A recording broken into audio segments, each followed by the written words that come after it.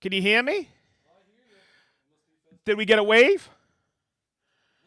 All right, how's everybody doing? It's Friday. Festool Friday, as a matter of fact. It's Festool Live. It must be noon, according to these guys in the room. Wow. I'm a poet. I didn't know it. Never mind. Okay, everybody. Welcome back to Festool Live. We got one heck of a show for you today. It's a second, I think this is our second build series that we're doing. Okay, once again, to get things rolling, we got Big D over here on the board. Hey, everybody. We got Chris Seibert on the camera. We call him Chris Seibert. Over here, we have Min Min. She's on the whiteboard. And we actually have a microphone on Minnie today. Say hi, Min. Hi. Woo! Min. Hi, Min. Hi, Min Min. Okay, we also have Brent online and Woo-hoo. Travis online. And once again, what do I always say? Don't forget to subscribe. Hit the notification bell on YouTube because that's where you're watching us on YouTube Live right now. But don't forget, it's also available on Facebook and Instagram. That's right. So don't forget to also follow us on those two channels. We appreciate it. Okay, marketing appreciates it. And every time I call out a new department here at Festool, I've been mentioning service a lot. But there's a group of individuals here at Festool who I want to call out, not by name, but it's our leadership. It's our executives, everybody who knows who you are and you're watching us, whether you're in Germany or whether you're here in North America. We truly appreciate you, everybody who's involved with Festool Live, for allowing us to do this, but also keeping us safe. Making us wash our hands, making us keep 6 feet apart, and making sure we wear masks. And I may joke about this, but it's kept us safe. And it's been a blessing for us. And not to get too emotional on this, but when we were writing this up the other day, I could not believe this is episode number 35. Yeah, baby. And we want to thank you because you're the ones driving us as well. So I want to thank our executive team. Thank you for everything for making sure that we are here safe. Good. Okay, now, what else do I got to say, man? Anything? Okay, good. Okay, so don't forget to tell us where you're from, okay? And make sure you keep sending us ideas because we're already starting January, February, and March, and we're going to keep continuing this because we just love you guys. All right, good. Now, what are we building today? I think we let the cat out of the bag a little bit last week. I'm not sure. We sure did. But it's one of my favorite things to teach people in a doors and drawers class. Okay? It's a shaker flat panel door. Right, oh, look, right over here. Check it out. A shaker flat panel door. See the flat panel? It's a cabinet door. All right, but there is so much information in this episode when I was writing it up that I wanted to make sure I had it pretty crystal clear for you. You may not like the design of this door because we're going to use the entire Festool system, and I get some cool little tips and tricks with it. But everybody likes shaker flat panel doors. So I figured, hey, this is the way we build it. Let's get going. Woo! All right, so I'm going to include a little bit of measuring in there today, and I wrote all my measurements out so I don't forget. All right. Let's just take this for instance. This is a typical cabinet door or a typical cabinet. I'm just going to pop this off. Okay, this is a typical frameless cabinet. No face frame. All right. So I want to teach you how to measure for a full overlay door. Starting next year, we're going to start building different doors. We're going to build cabinets with you on Festool Live. What I want to point out is there's basically 3 types of doors. There's full overlay, which we're going to build today. There's partial overlay, and there's inset. There's slight variations, but basically hinges, hey, Mom, on those 3 types of doors. Now, someone may contradict me. Well, I do raised panel door. That's a style of door. I do a 5-piece beater door. That's a style of door. You could take every one of those doors and make it a full overlay. So follow me on this.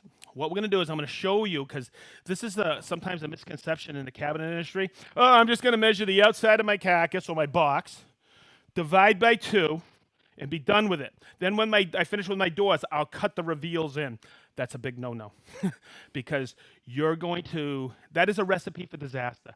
You'll be building doors over and over and over. What I want to do is, in the beginning of this segment, is teach you how to measure for a full overlay, the way I was taught many, many years ago. Okay? Really simple. Okay? And when you see the shake a flat panel door built with a domino, you'll go, oh my God. Cabinet guys out there will go, oh my God, is that easy math? Okay, follow me. I measure the outside of the door. I mean, the outside of the cabinet. Sorry, everybody. Okay? And instead of just dividing by 2, I want to calculate that little, what we call, I'm going to pop this back in so you can see it. Okay? Whoopsie. Let me just fold that back in. Okay? We call it the reveal around the door. There's a 2 millimeter on this side. There's a 2 millimeter on this side. In each door, I take 2 millimeters off on the inside. Someone may contradict me and say, well, why don't you just take 1 millimeter off on that side? No, because you want 2, 4, and 2. Because if let's say this is a typical wall cabinet, when you bang another cabinet up against here in a run of boxes, you have 2 millimeter here, you can have 2 millimeter on the outside of that door. So that'll be 4. So when you look in a kitchen, a frameless kitchen, and you're looking at the spacing between the doors and the cabinets, they should most of the time be equal. So in saying that, I have 2 here, 2 here, 2 here, and 2 here. So if I remember right, 4 times 2 is 8. That's right. Not bad? Nope. I'm getting better at this metric stuff. Okay, so if we, look, I get the math laid out here. You can go back and reference it. So the width of cabinet here is 768 millimeters. I kept it easy for us. Subtract 8. I have 3, and divide by 2. Okay, so it's 760 divided by 2 is the door size is 380 millimeter. Okay, each door is 380 millimeter. Pretty simple. Okay, now, all my rails, these are rails. These are called stiles. Verticals are stiles. In between that is what? A rail. So rails you have to calculate. Okay? Stiles, it's 2 millimeters from the top, 2 millimeters from the bottom. So if the height of the cabinet is 768 millimeters, subtract what? 4. So that is my stile size or length is 764 millimeters. Now, here's where it gets pretty easy for the math. I'm just going to grab a quick 6x40 domino. When I put these together, I put them with a 6x40 domino.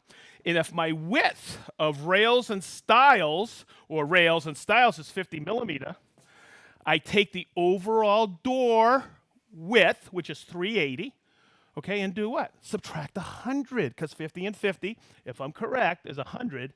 And that is, and you'll see right here, that is my rail size, 280.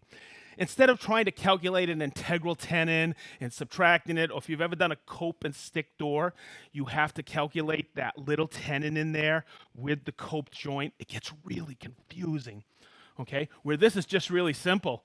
Overall door width, subtract 100, that's my rail size. Follow? I hope. Okay, so what we're gonna do is inside, this is a 1/4 inch panel, or 6 millimeter. So I have to create a groove on all my material. Now, people may say, hey, why don't you use a plunge router to stop and start it? What we do when we build doors here, in our cabinet class and in our doors and drawers class, I run the groove all the way through the rails and stiles. Okay, it makes it easy because if you're a pro out there and you build doors on a regular basis, okay, and you got to measure and mark and cut and whatever, look, you don't have to mess with anything. You could get 50 millimeter stock. Okay, and I always have this sitting back in the training center. And at times when I need a quick door, I just run a bunch of grooves in there. So now I just can cut them up. I know my rails and stiles, right? I already have half the work done. All right? So hopefully you understand that. This can be a really cool production door instead of stopping and starting and stuff like that with a plunge router. We're going to run the groove all the way through. So when we were first working with this door, And we're going to use a parallel edge guide on the MFK 700. I have installed a 6 mm bit in there. We're going to run this router just like this along this board. Okay? So when people come into the class, they go, man, that could be dangerous. It's not. You'll see. We're going to stack things together. Now, if you've ever been to one of our classes, we build face frames as well, okay, in cabinet class, and you'll always see that.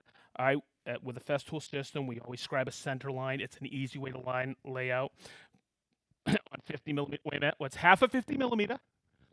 And now you talk. We got it, okay? So I laid out with just a piece of scrap, rail, and style stock, a center line. But I did it an extra on here. I also laid out another center line on this 20 mm stock. What's half a 20? All right, you guys are good. So when I am setting this up, and I'm going to go back and forth here. Here's the most difficult part of the whole operation, is I have to line up on center line. Now, when we look at all the tools we're using here for the Domino Shaker flat panel door, we've already done a live on them. So I'm not going to get too complex in the setup, but if you've been watching about routers, and next week it was what, 2200, I think? Yep. Okay. You're going to understand whether it's a 2200, MFK 700, OF 1010, and OF 1400. We have something on our router system at Festool that nobody else has. It's a scribed center line. Okay? So this parallel edge guide, check it out, and when I set it up, rides what? Right on the center line.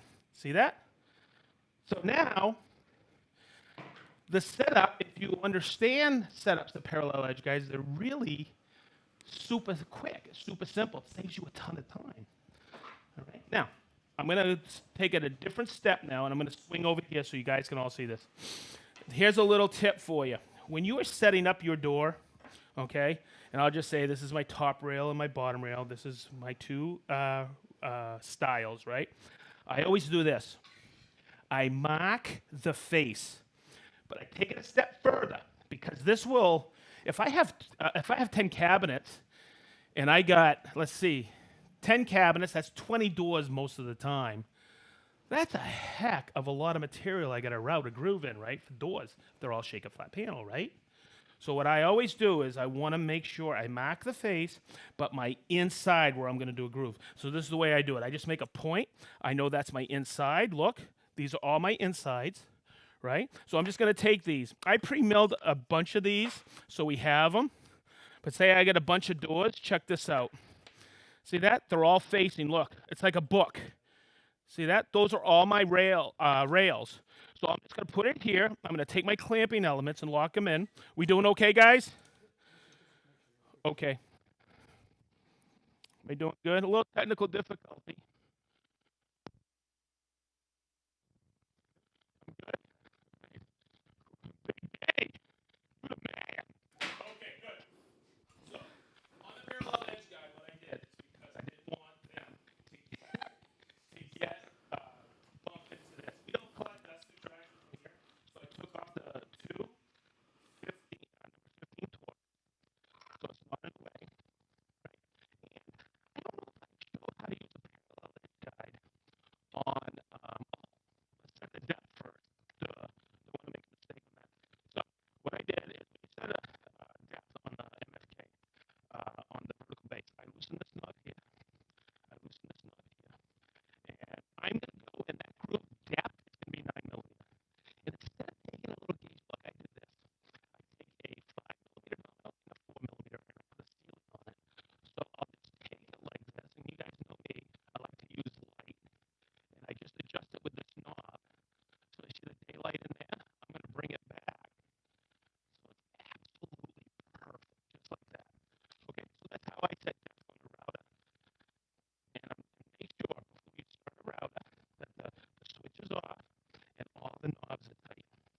Okay, remember that's the center line. By the way, this is the center line here and the center line here. Whoops, looks like I'm getting a change. Technical difficulties. We got to do this more often, Big D.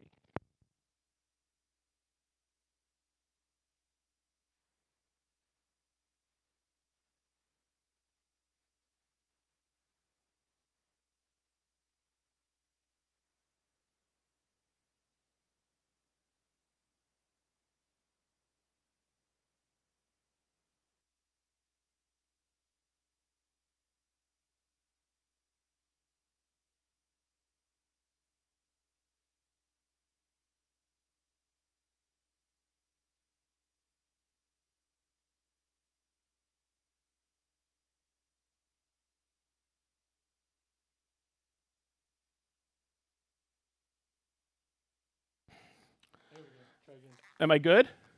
They saying okay, men? Okay, we're good. So what I'm going to do is I'm going to take this, okay? This is my parallel edge guide, and I'm going to bring it just like this up against here like this.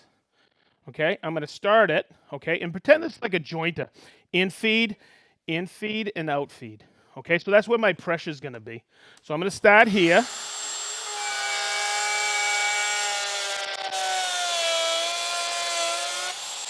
Okay, see how easy that is? All right, you guys got to let me know because I want everybody to hear this. Are we good? Everybody?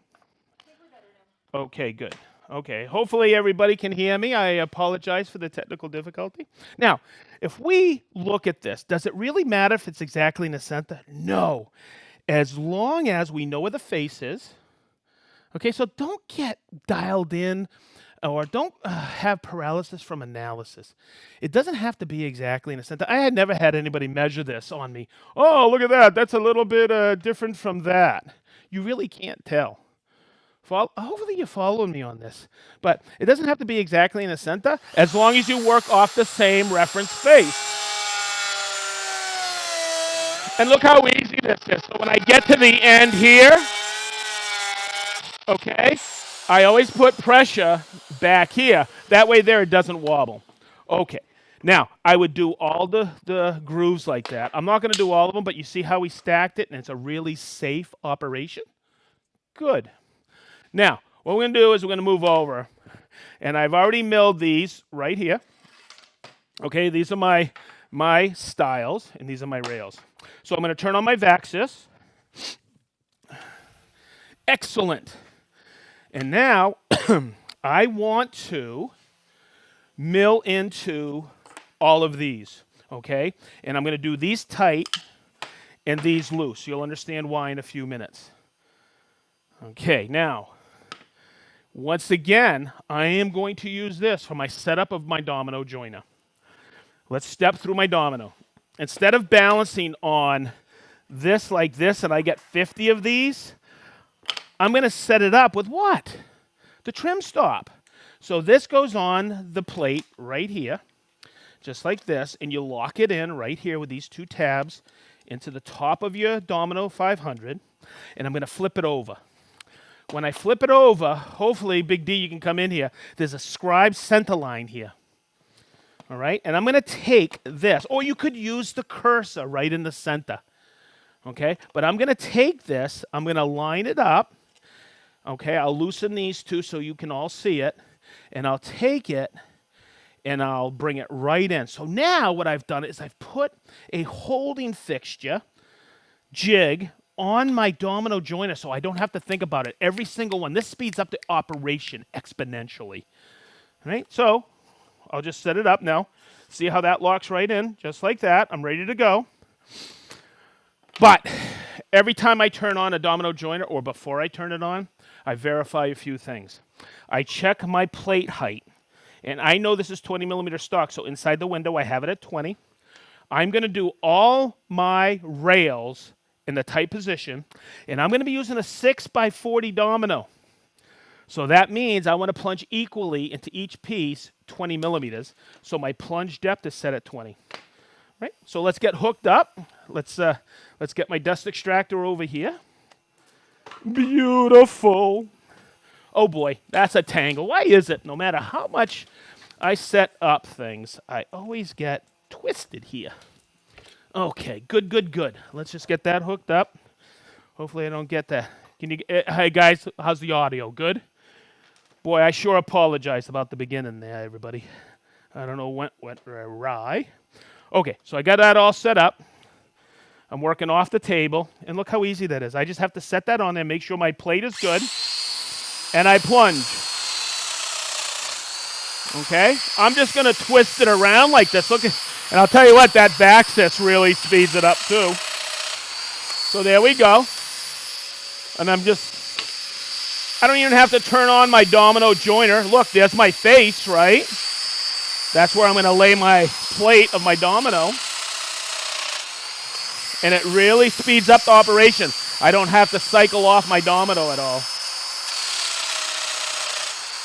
Okay, so that's the first part of the equation.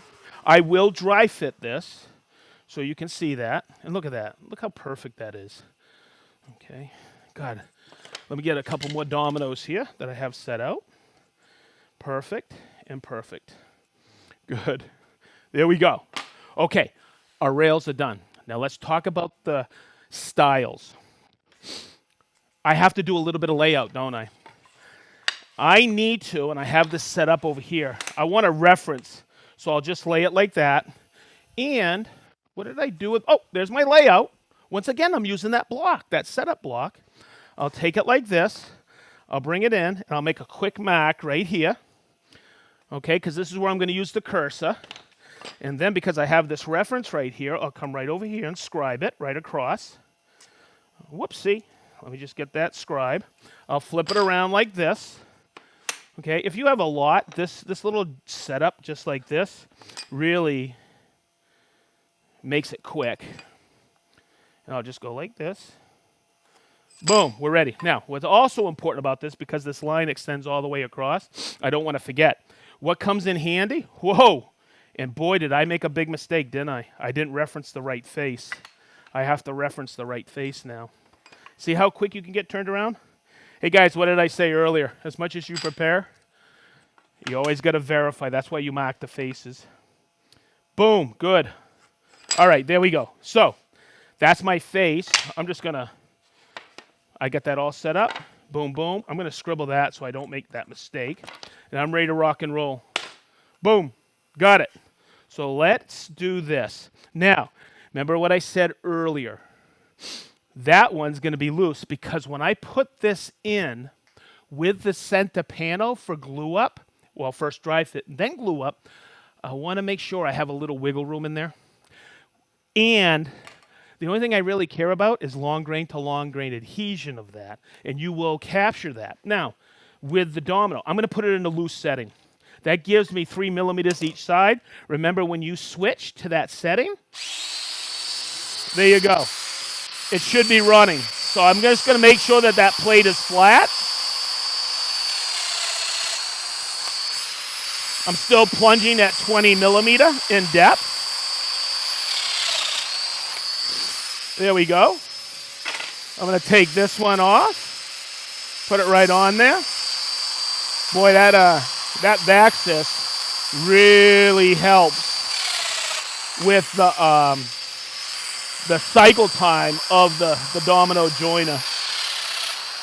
It really speeds up the operation. I can't say that enough. So, let's look at the faces. Now, everybody pay attention and keep an eye on me because I'm doing this. I usually face it toward me, but I want you to see my reference marks. There's my face. There's my face. I'm going to plug that in there like that. I'm going to plug this in here like this. Okay, now, I'm going to take this. Drum roll, please. I'm just kidding. Okay, here we go, everybody. There's your door, right? Okay, now, let's look at this. Everything is level, right?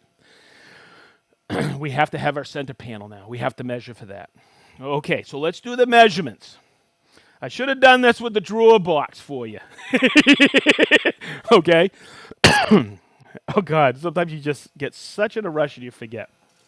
I'm going to measure my inside. We already know what it is. It's 280.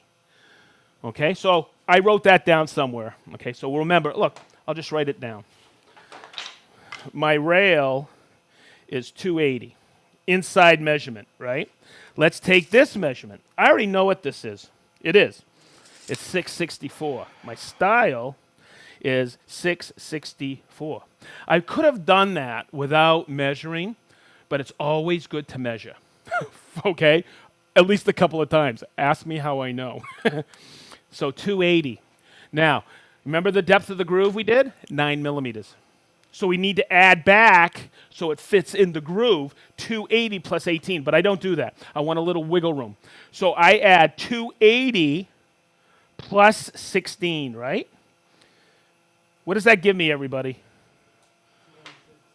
What is it? Okay, good. 296. Then I have 664. I could have taken a 764 style, and subtracted 100 and then added 16. But I wanted to take that inside measurement because I know it's 664 plus what? 16.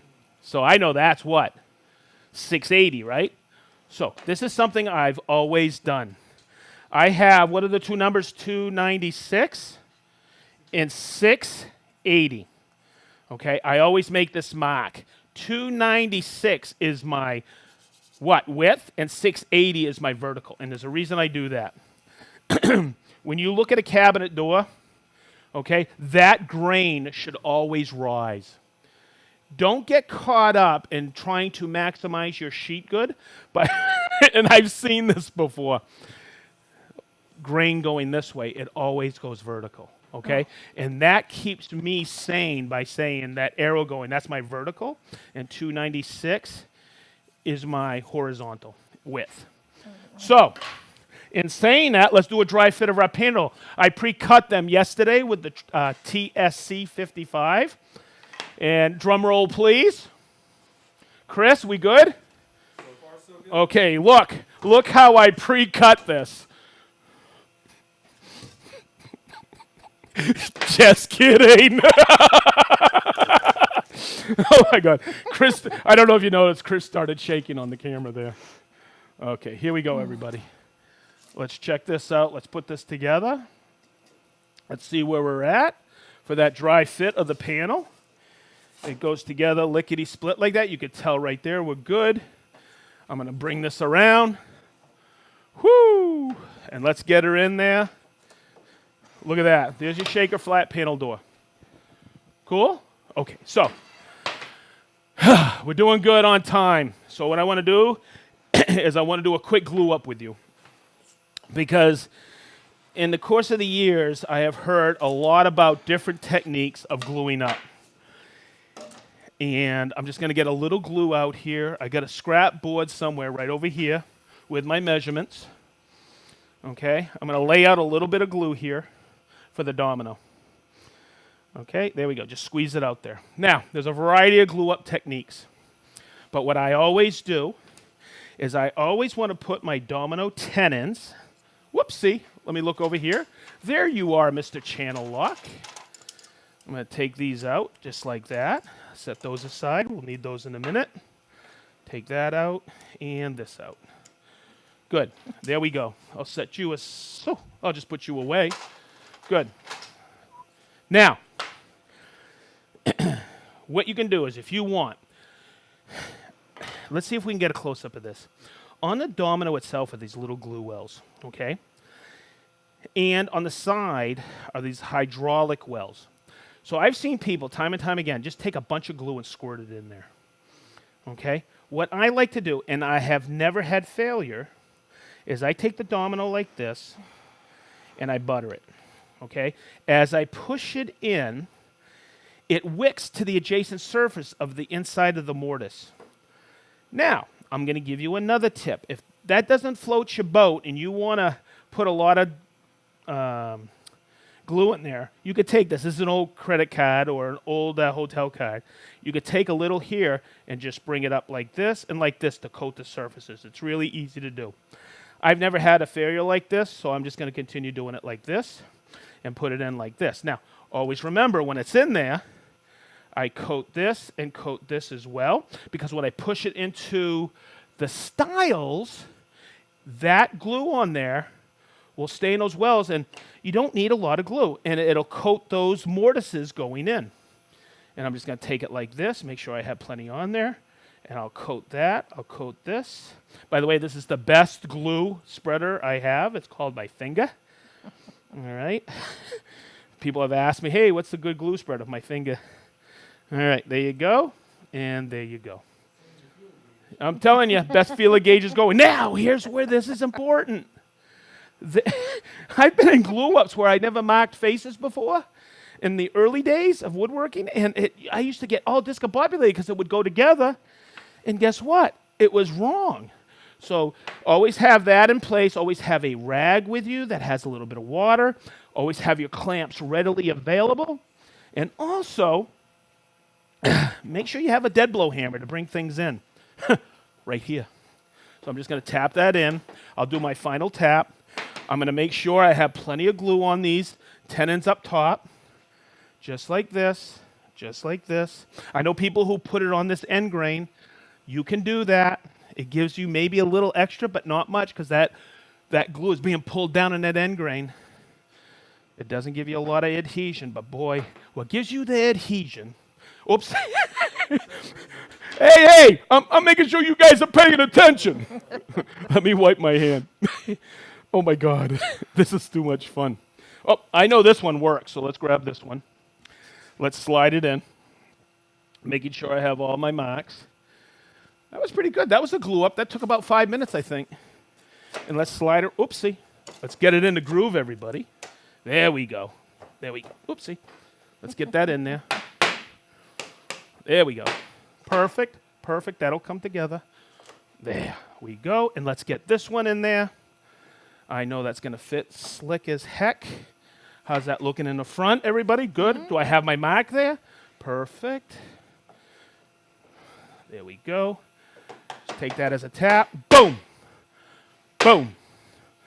Now, the other thing I'm going to show you today is I have seen people clamping up stuff before, and it just drives me crazy because they put a clamp in the middle. No, you want to put the clamp across where you need the pressure.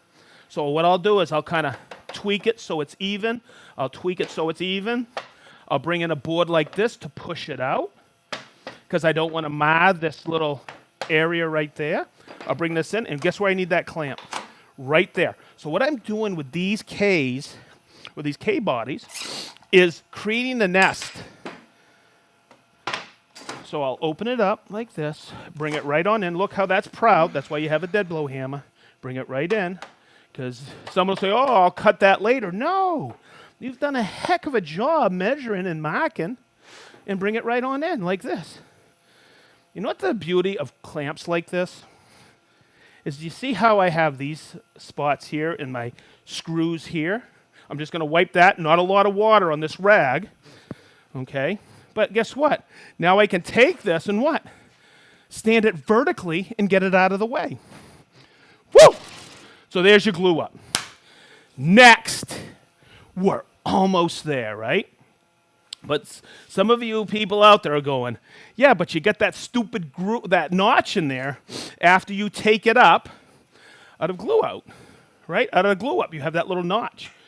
That doesn't look good. Someone says, oh, I'm going to fill it with some putty or whatever. No. Oh, my God, Minnie.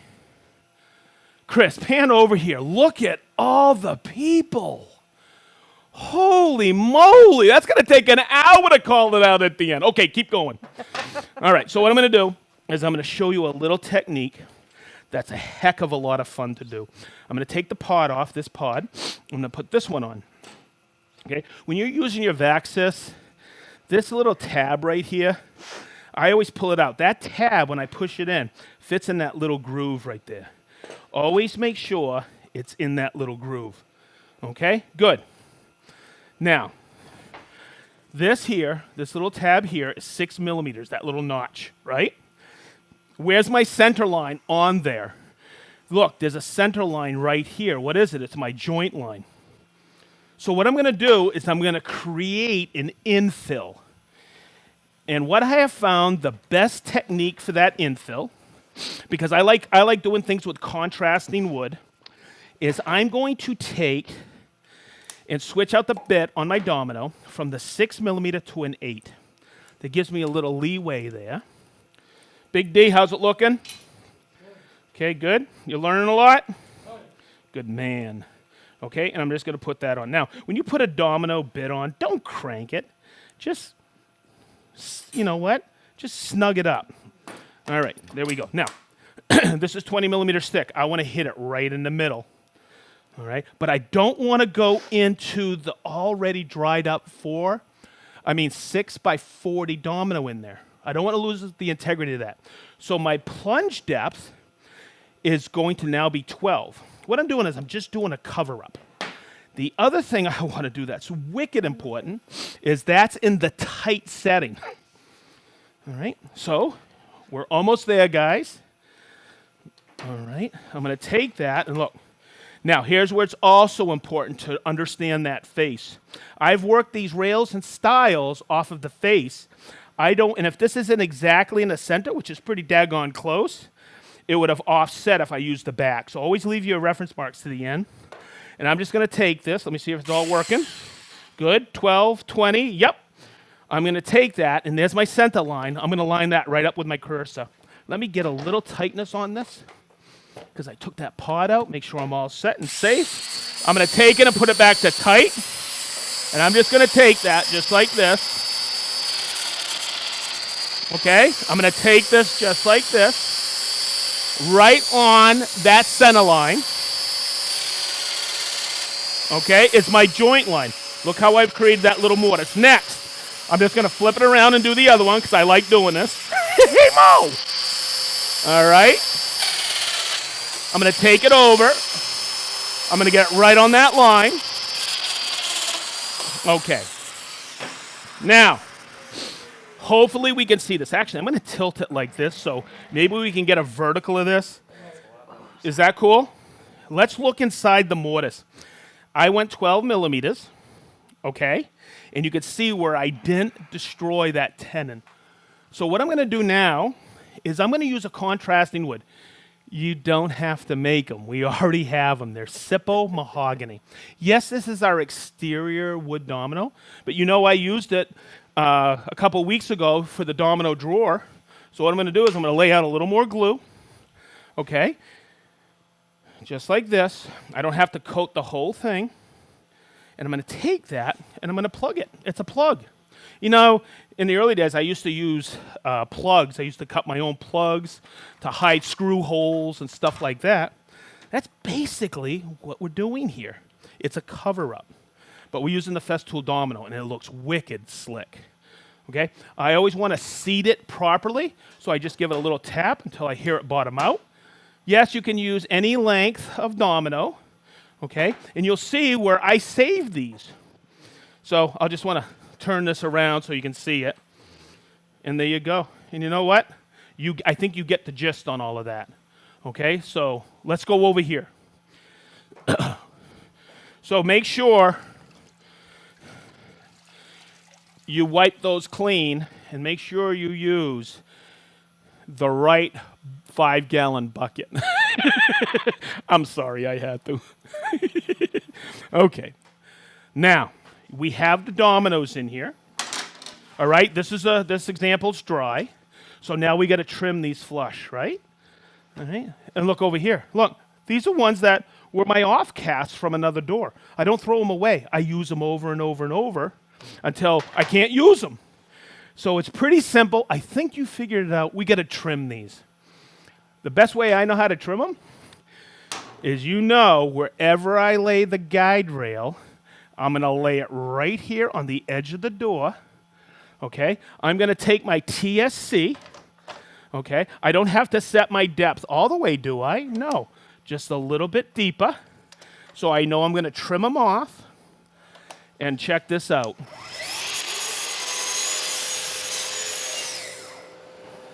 Okay, so there you have it. And check out the door. Cool, you got a little infill there.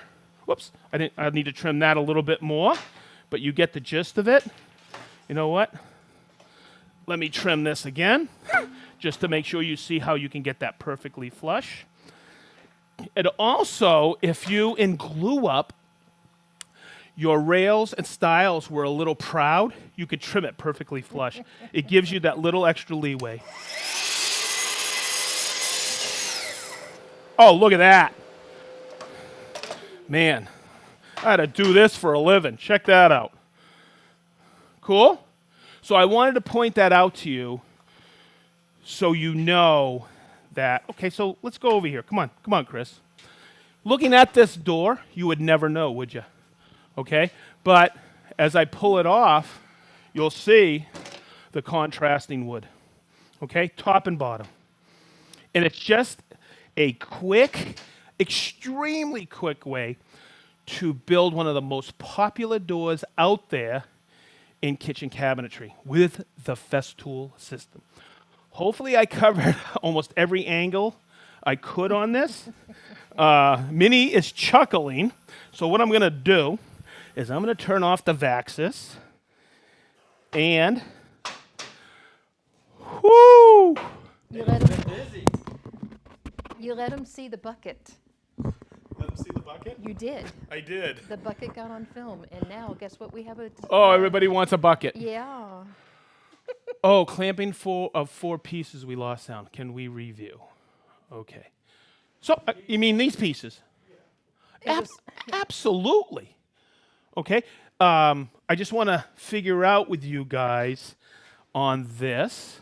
When clamping 4 pieces, let me just do this. By the way, I apologize about that audio, everybody. By the way, Big D, can you still hear me? Okay, because that just pulled out. All right. So when we're clamping 4 pieces, and I am going to grab my layup block. And I don't know where we lost sound in the beginning, but I might as well just start right here. I showed you how to do the inside of the face, because this is where we want to put our groove. Okay? Now, what I did is instead of writing my parallel edge guide on one singular piece, okay, because look, that's my center line, and I adjusted this to be perfectly on center, okay? And this, for me, with a router, is a recipe of disaster. That has tip all over it, doesn't it? Okay, so what we do is we create a firm, solid base for that MFK to ride on. And the easy way to do it is you're going to have a boatload of these doors. As long as you stack, you know, where we have, say this is my inside here. It's like putting a book together. Okay, there's my inside, right? Look, I stack them vertically like this, and it's my face. I put them in the clamping elements like this. Doesn't have to be perfect, but it's for, there you go. And I take my clamping elements and I stack them like this. Okay, follow? So I got my depth set of my bit, 9 millimeters right here with my MFK. You'll see that. Okay, so it doesn't matter if it's exactly in the center, as long as that parallel edge guide rides on every single solitary piece that has one of these marks on it, known as the face. Okay, so do I need to run this, or I think we ran it afterwards and we had audio?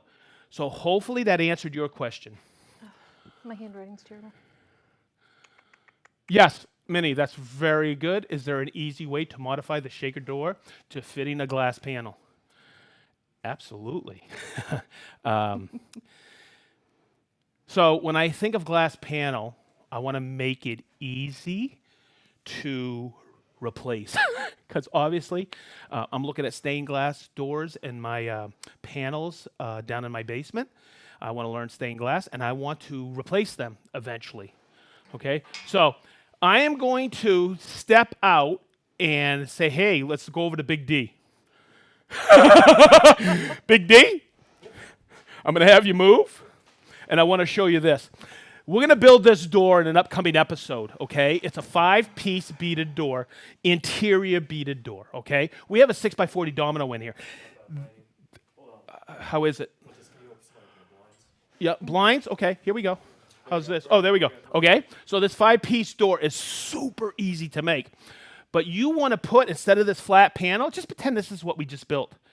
What you could do is you could put it together and create a rebate, okay, on the back end here. And I use these little retaining clips inside here, okay? So that way there I can replace the glass. You could put a piece of glass in here. And all those cabinet out guys are all shaking their heads right now. No, because I got to build a whole new door to replace the glass. You want to make it removable with those retaining clips. Okay? So hopefully that answers your question.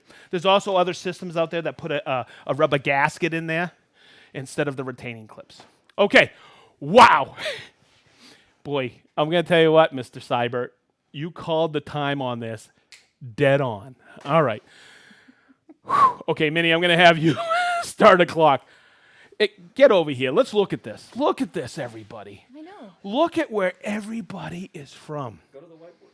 Holy moly. Okay, so here we go. And I'm going to call you out, so if you can't read, we have Northeast Indiana, we have Regina, we have Southern California, we have the Ukraine, we have Egypt, St. Clair, Minnesota, Michigan, Argentina. Whoa! Hey, have we had Argentina before? Hello, Argentina.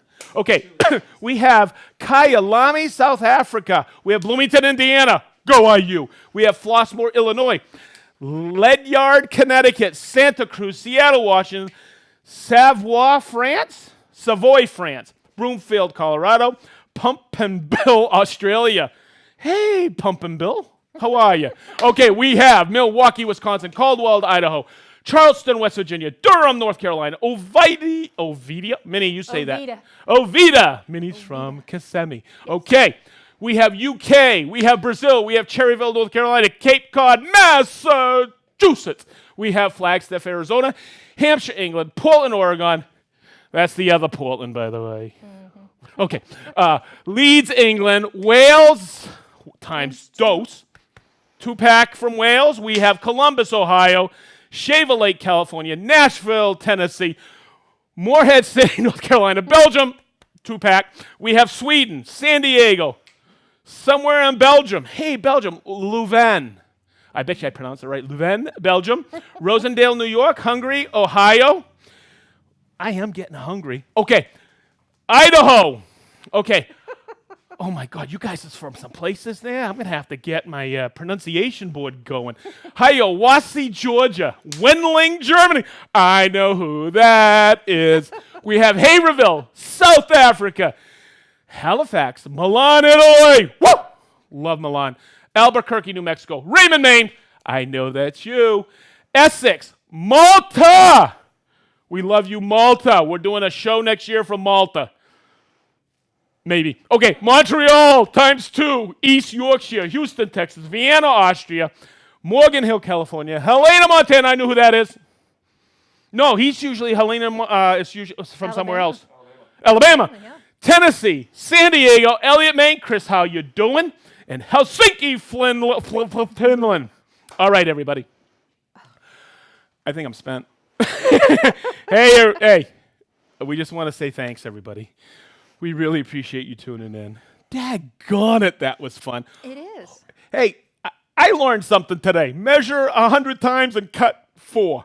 So, we love you. I say it every time, but we truly do. Thank you for your participation in there. Thank you for your ideas. And keep watching because, boy, 2021 is shaping up to be an incredible Festool Live year. So thank you. That's a wrap. Minnie, Chris, Big D, Brent, Travis, and Quentin from Lebanon, Indiana. We love you guys. Thanks, everybody. That's a wrap.